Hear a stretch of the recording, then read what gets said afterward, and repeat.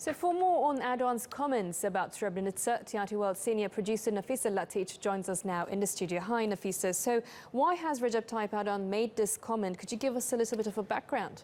Yes, Ayça, as we can see, as this row intensifies, for me it looks like a bad breakup where you bring the worst chapters or the worst parts of someone's history out. So I think Recep Tayyip Erdoğan in this particular case is mentioning the Dutch role in the Srebrenica genocide because that's one of the things, one of the parts of the history of Netherlands that is still haunting, I would say, many who were participated in any kind during the events that happened in 1995, in the summer of 1995 in Srebrenica.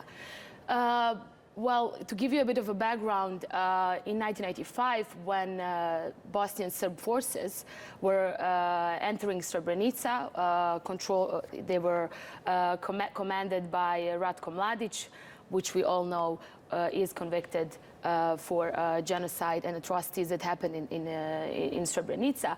The battalion who was sent by United Nations was the Dutch battalion, who was led by the commander Tom Karemans, who was in charge for protecting civilians that are left in the city. Many of them already escaped Srebrenica, especially the villages, but the city was protected by the Dutch battalion.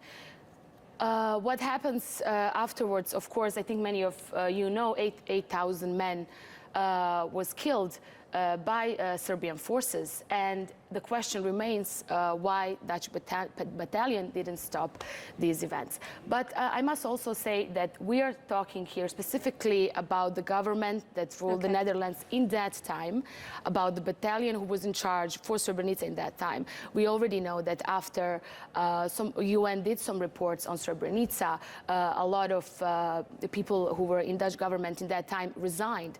So I would say this is not something that should be used against the entire Dutch people. This is... And in that sense, what reaction do you think we'll get from the Prime Minister Rutte after this comment? Well, I think he will probably say the same thing as I did. This is something that's going to be left to courts. As we know, many people in Bosnia already put charges to some commanders, Dutch commanders that were involved.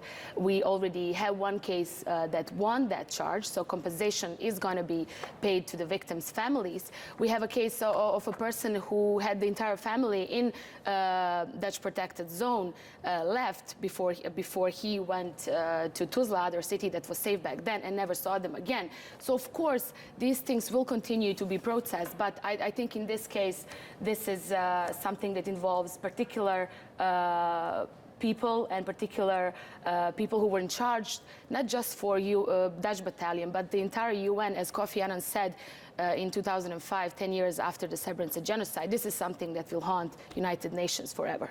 Thank you, Nafisa Latiç, for that insight.